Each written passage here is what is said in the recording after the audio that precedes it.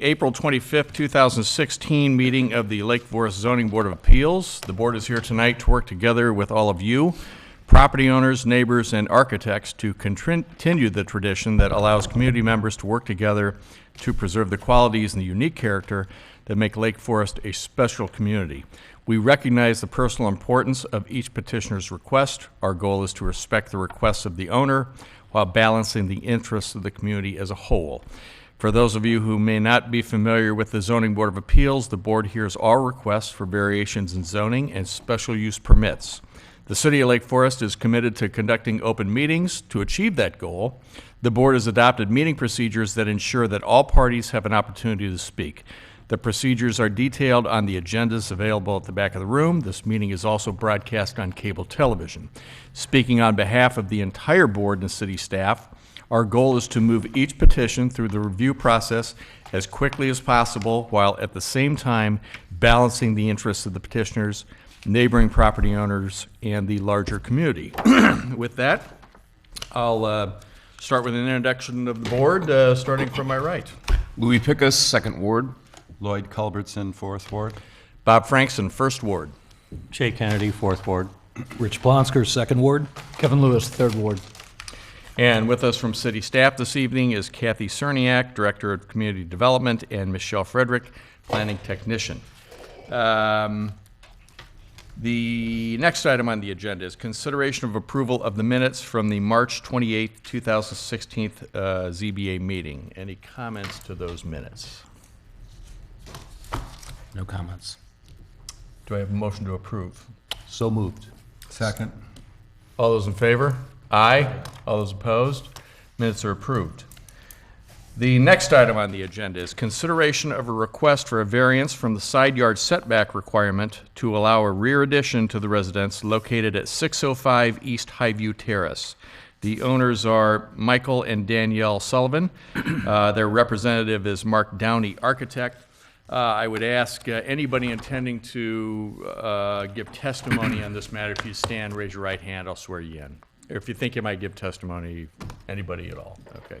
Do you solemnly declare and affirm that the testimony you're about to give is true and correct to the best of your knowledge? Thank you. We will move on to presentation by the petitioner. I assume that's Mr. Downey. Yes. Good evening. As outlined in the staff report, the property at 605 is a non-conforming lot and also is an existing non-conforming structure. The non-conformity was created with a change in the zoning ordinance after the property was built. The house was built in 1947. It is a modest 3-bedroom, 1.5 bath Cape Cod. Here we're showing the footprint of the existing house and where the existing non-conforming portion is along the east property line. We have a single neighbor to the east, relatively open area to the north, no property to the south, and then the park to the west. There is an existing 1-story enclosed room, call it a sunroom or utility room. It was at one time a screen porch, but it was enclosed, and as Michelle has pointed out, there was a variance granted on that in 1990.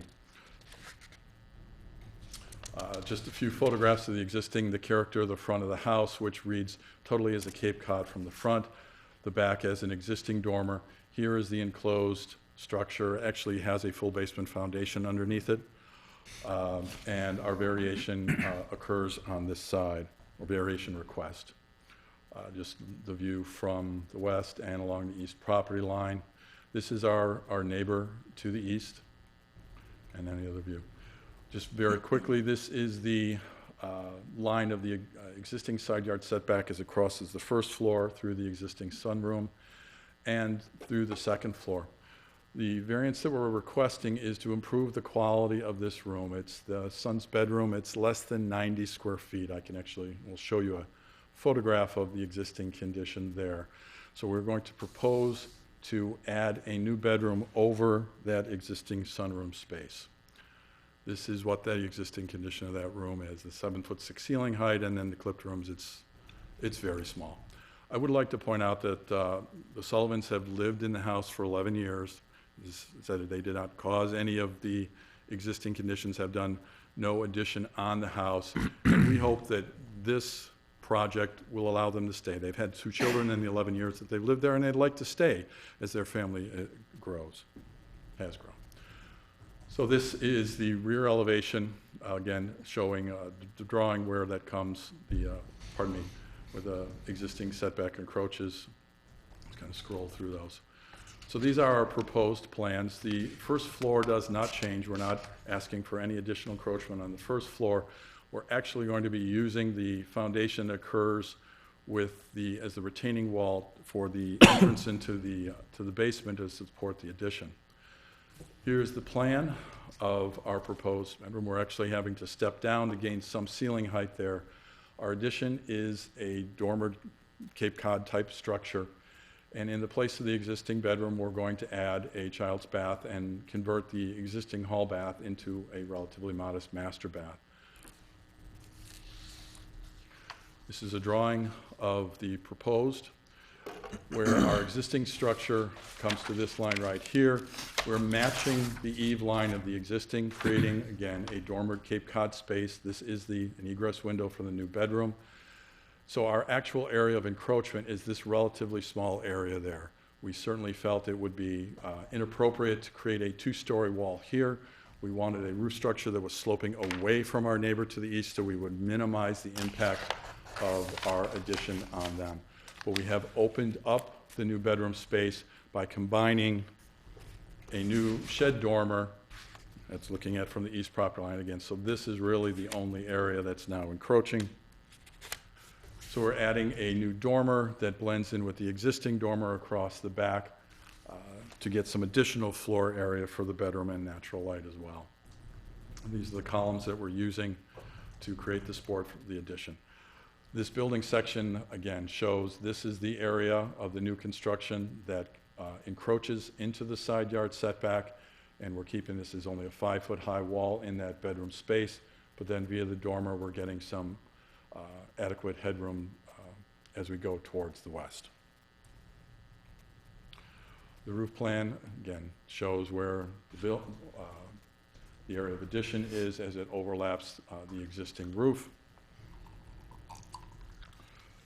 And I would like to point out that the Sullivans have reached out to their neighbor to the east, and I believe it might have been in your packet, but there was a letter of support from that neighbor. She's fully aware of what the project is, and again, we have her support. Okay. Any questions?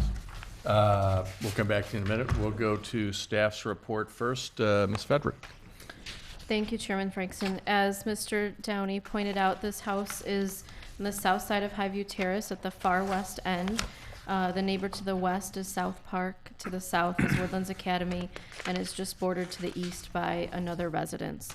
It was built in 1947, and according to city records, no changes to the foundation or the footprint of the home have been done, and that construction was done prior to the setbacks that exist today for the R1 zoning district.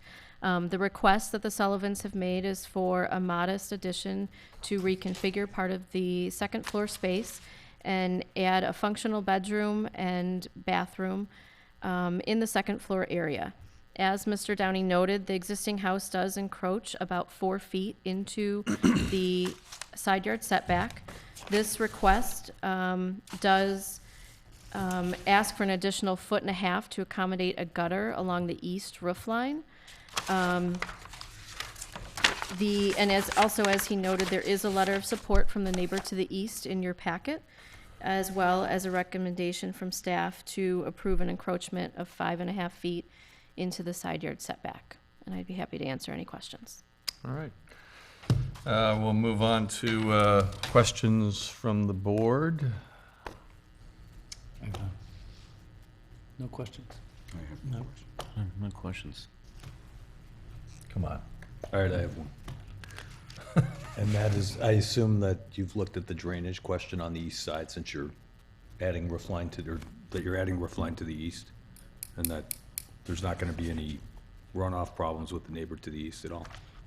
Absolutely. Okay. That's my only question. The foot and a half additional encroachment is only at the roof line? Yes, it is only for the Eaves. overhang and gutter that will match the existing construction of the house. Thank you. Well, I think that merits some discussion. Any other questions? All right. We'll move on to any public testimony. Anybody wishing to give public testimony on this matter? All right, no cross-examination was filed. Any final questions from the board? I assume not. No petition or rebuttal, I assume. Any staff response to public testimony? No. Final board discussion and comment. I'll start. This is obviously the last house on Highview before you get to South Park, and a lot of homes in these neighborhoods have been upgraded like this, and people wanting to make reasonable renovations and invest and live there, and that's a good thing. And this is non-conforming, and I don't see how anybody would see it. So, or object to it if they could. Those are just my thoughts. I'd welcome yours, and hopefully we could contain our comments to at least 90 minutes or inside thereof. I concur, Chairman Frankson, that it seems like an improvement over the existing conditions. I think it's an attractive solution to their problem, and I would support it. All right. I think it's consistent with the existing architecture. I think it blends in well. Good proposal. Would somebody like to make a motion on this matter? Jay?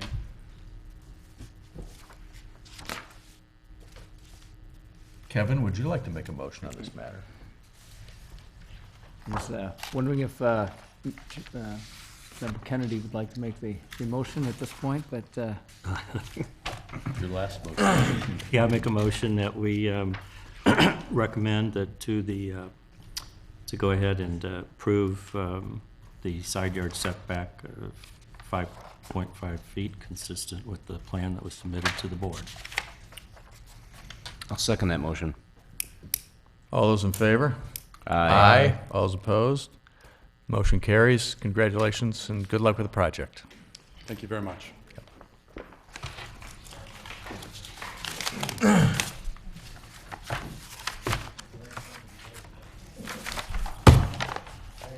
Mighty short one. Now the real one. The next item on the agenda is the opportunity for the public to address the Zoning Board of Appeals on matters not on the agenda. Would anybody like to? Yes, sir. If you'd please step up and give your name and address. My name's Kevin Bry. I've seen you all before. I was at the meeting last week. I appreciate the opportunity to step up. I don't intend to be long. I don't think it should be a late night. But I did want to mention, I'm here on behalf of my client, Locke Walsh, who is an affected neighbor to the Lake Forest College's special use permit application that has been presented and it is an ongoing matter. Myself and Bob O'Neill in town represent Mr. Walsh. And my client's concern, and I believe that he could not be here tonight, he has a conflict, which is why I'm here. But his concern, and I believe the concern of some of the other affected property owners, is that while the matter was addressed extensively at the last meeting, and my client understood that it was to be continued for this meeting or as soon as possible, that it's not on the agenda. And nor to my client's knowledge, and I don't presume to know for sure, but to my client's knowledge, the college has not had an opportunity yet to speak with the affected neighbors, which I believe was also contemplated, if not directed at the last meeting. I'm certainly aware that the college needs to do due diligence to see what their best options are, and I'm not saying they're not doing it, but by the same token, we feel that in the last couple of years, this SUP issue was presented to this board rather late in the process, and hence presented to the city council very late in the process relative to the time the lights were needed. And we feel that that's a regrettable situation that we don't want to happen this year. As evidenced by the heat today, summer's around the corner, and if summer's around the corner, after that, autumn's around the corner. And we don't want to run the risk of the need for another non-final trial period to be used because this board perhaps has not had all the information timely brought to it to make its recommendation, and the city council has not timely had the board's recommendation. So, you know, what we're asking for is that the matter be put on the agenda as soon as possible so that the neighbors will know the status of the matter and that it can be presented with all necessary facts to the city. So that the neighbors will be happy with the decision, hopefully, or if not, they can timely seek judicial review, which would be their remedy. And when a decision is made 3 weeks before the event happens, they're prejudiced in their rights to be able to do that. So really, I'm appreciative of you allowing me to speak. I'm conveying my client's position just to make a record that he and some of the affected neighbors do want the matter placed as soon as this board is able to get it on the agenda. I don't have anything else unless you have something for me.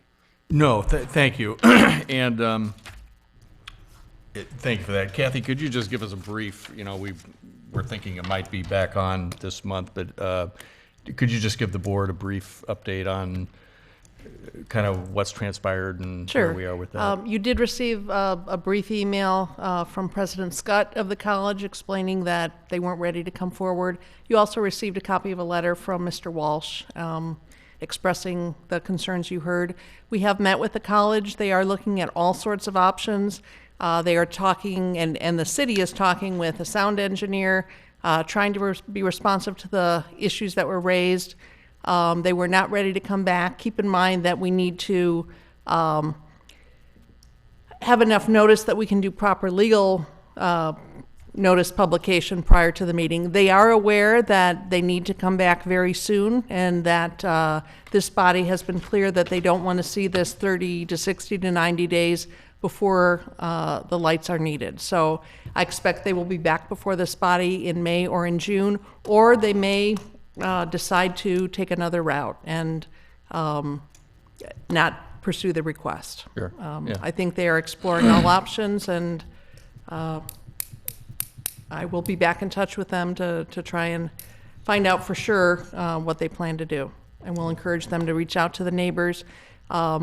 And at the same time, we will also contact the neighbors and encourage the neighbors to meet with the college, because I think the college has had a number of meetings and neighbors haven't attended. So we'll try and communicate with both sides the expectations. Okay. Thank you for that. So, thank you. All righty. Any other matters for the public to address the Zoning Board of Appeals, matters not on the agenda? Any at all? All right then. Well, gentlemen and staff, this is my last ZBA meeting. It's Jay's last as well.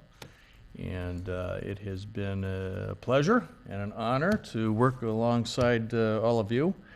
And what can I say?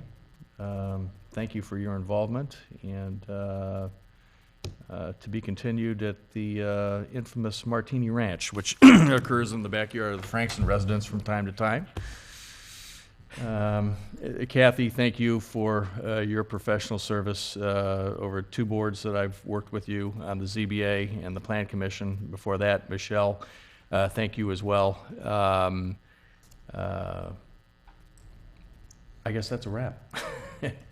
And we would hope that both of you would come back to a future meeting so that the board has the opportunity to recognize you and present you with a small token of our appreciation. Good deal. We'll do that. With that, I would entertain a motion to adjourn. Mr. Kennedy. Okay, I'll make a motion that we adjourn. I'll second that motion. All those in favor? Aye. All those opposed? Meeting adjourned.